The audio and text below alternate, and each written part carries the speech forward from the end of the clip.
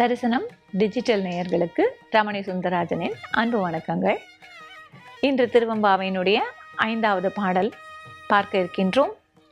மாலறியா நான்முகனும் காணா மலையினை நாம் போலறிவோம் என்றுள்ள பொக்கங்களே பேசும் பாலூறு தேன்வாய் படிரீ கடை திறவாய் ஞாலமே விண்ணே பிறவே அறிவறியான் கோலமும் நம்மை ஆட்கொண்டு அருளிக் கோதாட்டும் சீலமும் பாடி சிவனே சிவனே என்று ஓலமிடினும் உணராய் உணராய்கான் ஏலக்குழலி பரிசேலோர் எம்பாவாய்.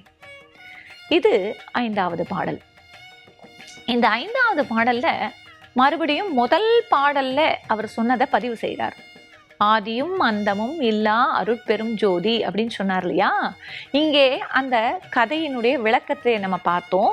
நான்முகனும் மாலரியா நான்முகனும் காணாமலை, திருமாலும் நான்முகனும் காண முடியாத அந்த அண்ணாமலையின் உருவம் எடுத்த எம்பெருமானே, அப்படிப்பட்ட ஈசன், அந்த பிரம்மனும் திருமாலுமே பார்க்க முடியலன்னு சொன்னாங்க. ஆனா அப்படிப்பட்ட ஈசனை நமக்கு நன்றாக தெரியும் அப்படின்னு நம்ம எல்லாம் பேசியிருக்கோம். என்றுள்ள பொக்கங்களே பேசும் பாலூறு தேன்வாய் படிரி. அது நம்ம விளையாட்டா நம்ம நண்பர்களோட பேசும்போது நம்ம சொல்லுவோம் இல்லையா, நல்ல தித்திக்க தித்திக்க பேசுறாப்பா, நல்ல சக்கரை போல பேசுறாங்கப்பா அப்படின்னு. அதை தான் இங்க சொல்றார். பாலூறு தேன்வாய் படிரி கடை திருவாய். அதாவது தேனும் பாலும் இனிக்கிறா போல அவ்வளவு அழகா பேசினியே, ஆனா இப்ப பாரு நல்லா தூங்குறா. அதனால இங்க அவங்க அப்படி திட்டுறாங்க. இவ்வளவு அழகா பேசினியே, நான் நாளைக்கு வந்துடுவேன், எம்பெருமானை பார்க்க நம்ம போலாம் அப்படின்லாம் நீ சொன்ன, ஆனா இப்ப நல்லா படுத்து தூங்கிட்டு இருக்க. ஆனா இறைவன் எப்படிப்பட்டவன் என்பதை நீ உணரலையா இன்னும்? வஞ்சகி அப்படின்ற வார்த்தையை இங்க சொல்றாங்க. வஞ்சகின்னா மனசுல ஒண்ணு வச்சுக்கிறது, வெளியில ஒண்ணு பேசுறது, அப்படிப்பட்டவங்களை தான் அப்படி சொல்றது. இங்க பாலூறு தேன்வாய், இவள் என்ன சொன்னாள்? நேற்று இறைவனை பார்க்க வேண்டும் என்று சொன்னாலே, இப்ப இன்னும் படுத்து உறங்கி கொண்டிருக்கின்றாளே, அதனால உன்னோட வீட்டினுடைய கதவை திறக்காம இன்னும் வச்சிருக்கியே. ஞாலமே விண்ணே பிறவே அறிவறியான் என்று சொல்கின்றார்கள். ஞாலமே உலகமே நீதான் என்று இறைவனை சொன்னாய். விண்ணே அந்த வானத்திலும் அந்த இறைவனையே நீ கண்டாய். ஞாலமே விண்ணே பிறவே அறிவறியான் சீலமும் நம்மை ஆட்கொண்டு அருளி கோதாட்டும் சீலமும் என்று சொல்கின்றார்.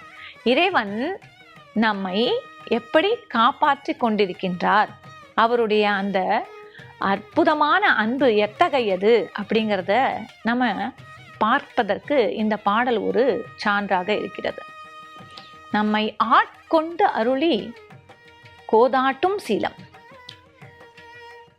இப்போ நம்ம பெரிய புராணத்துல ஒரு அடியாரனுடைய கதையை பார்க்க போறோம். இந்த பெரிய புராணம் என்பது 63 அடியார்களுடைய கதைகளை நமக்கு அழகாக சுட்டி காட்டக்கூடியது. இந்த 63 பேரும் என்ன பண்ணாங்கன்னா, ஒரே ஒரு கடமை, அந்த கடமையை தினம்தோறும் நேரம் தவறாது மாறாது செய்து கொண்டே இருந்தார்கள். கடமையை செய்து கொண்டார்கள். அதுவும் அந்த இறைவன் மீது வைத்த பக்தியை விடாம அவங்க செஞ்சதுதான் இந்த பெரிய புராணம். அதிலே அறிவாட்டாயன் என்பவர் ஒருத்தர். இந்த அறிவாட்டாயனாருடைய வேலை என்னன்னா, தினம் தினம் இறைவனுக்கு செங்கீரை, அதாவது நம்ம இப்ப பார்க்கக்கூடிய அந்த சிவப்பு கீரை, அதையும் மாவடு இதையும் வைத்து அந்த இறைவனுக்கு வழிபடுதல். இறைவனுக்கு தினம்தோறும் அந்த செங்கீரையை கொண்டு வந்து அதை நிவேதனமாக படைப்பார். ஒரு மாவளையும் வச்சு படைப்பார். தினம் இதை விடாம செய்து கொண்டே வருகின்றார். அப்போ எம்பெருமான் இவரை சோதிக்க எண்ணினார். வழக்கம் போல மழை பொய்த்தது, பஞ்சம் வந்தது. அப்போ நெல் மூட்டையெல்லாம் கிடைக்காது, ரொம்ப கஷ்டமா இருக்கும் இல்லையா. இருந்தாலும் அந்த ஊர்ல கிடைக்கலன்னாலும் இவர் என்ன பண்ணார்னா, வேற ஊருக்கு போய் பொழப்பு நடத்தி அங்கேருந்து பணம் சம்பாதித்து கொண்டு வந்து அதன் மூலமாக நெல்லை வாங்கி இப்படி அவர் அந்த பணியை விடாம செஞ்சுக்கிட்டே வரார். தினம் தினம் செய்யும் போது என்ன ஆகும்னா, இப்போ ஒரே இடத்துல இருந்து செய்யும் போது நமக்கு கஷ்டம் தெரியாது. இங்கேருந்து வேற இடத்துக்கு போய் அதை செஞ்சுட்டு இங்க வந்து திரும்பவும் சுவாமிக்கு பண்ணிட்டு மறுபடியும் எல்லாத்தையும் செஞ்சு முடிச்சு திரும்பியும் போய் வந்து, இப்ப இருக்கிற வசதி கூட அந்த காலத்துல எல்லாம் இல்லை. எல்லா இடத்துக்கும் நடந்தே போகணும், நடந்தே வரணும். அப்ப அந்த உடம்பு தளர்ந்து போகிறது. இறைவனுக்காக இவர் நிவேதனத்தை செய்கிறார். ஒரு நாளைக்கு ரொம்ப தாமதமா போச்சு, ரொம்ப லேட் ஆச்சு. என்ன பண்றதுன்னு தெரியல. வேக வேகமா வராரு. அந்த சாதத்தை எடுத்துட்டு அவரு அந்த கையில எடுத்துன்னு வராரு. அவருக்கு கை கால்லாம் நடுங்குது. நடந்து வர்றதுக்கே தள்ளாட்டம் கொண்டு விட்டது அந்த உடம்பு. அப்படியே நடந்து வரும்போது தவறி கீழே அந்த தட்டை போட்டுடுறாரு. அப்போ இவர் எடுத்துன்னு வந்த அந்த சாதம், அந்த மாவுடு எல்லாம் செதறி போச்சு. இப்போ அந்த அடியார் என்ன பண்றார் அப்படின்னா, இப்படி ஒரு நிலை எனக்கு வரணுமா, மறுபடியும் போய் நான் சாதம் வச்சு கொண்டு வர்றதுக்கு எனக்கு எதுவுமே முடியாது.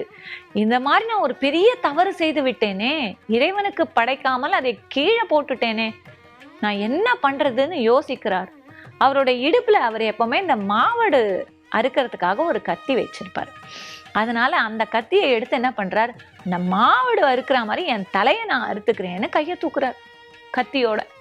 அந்த சமயம் உடனே நம்முடைய எம்பெருமான் கையை பிடிச்சு அவரை தடுத்து ஆட்கொள்றார். தலையெழுத்து ஆட்கொண்டு அருளும் என்று அற்புதமாக இங்கே அந்த பாடல்ல நம்ம பார்க்கிறோம். அது மாதிரி அடியாருக்காக இறைவன் இறங்கி ஓடி வருவார். அந்த செங்கீரை சிதறி கிடந்த அந்த சோறு இருக்கு இல்லையா, அதை மண் சோற்று ஆனாலும் அதை புசிக்கின்றார். அதாவது சாப்பிடுறார், மண் சோறை சாப்பிடுறார் சுவாமி. அந்த மாவடுவை கடிக்கின்றார். மாவடுவை கடிச்சு அந்த செங்கீரையை சாப்பிட்டு அவருடைய அன்பை ஏற்றுக்கொள்கின்றார். அறிவறியான் கோலமும் நம்மை ஆட்கொண்டு அருளி கோதாட்டும் சீலமும் ஆட்கொண்டு அருள்றார். அப்படிப்பட்ட அற்புதமான அவருடைய பண்பை நாம் பாடி சிவனே சிவனே என்று ஓலமிடினும், நாங்கள்லாம் இப்படி பாடுறோம் சிவனே சிவனேன்னு கத்தி கத்தி பாடுறோம், அது கூட உனக்கு காதுல கேட்கல. உணராய் உணராய் காண், ஒரு தடவை சொல்லல, திரும்ப திரும்ப சொல்றாங்க. இது உனக்கு புரியலையா புரியலையா, ஏலக்குழலி பரிசேலோர் எம்பாவாய். அப்படிப்பட்ட அழகான நறுமணமுள்ள குழலை கூந்தலை உடைய பெண்ணே, இப்படி தூங்கிக் கொண்டிருக்காமல் இறைவனை பாட நீயும் ஓடிவா என்று கூறுகிறார்கள். இதுதான் இந்த பாடலினுடைய கருத்து. அடுத்து மற்றொரு திருவெம்பாவையில் சந்திக்கலாம்.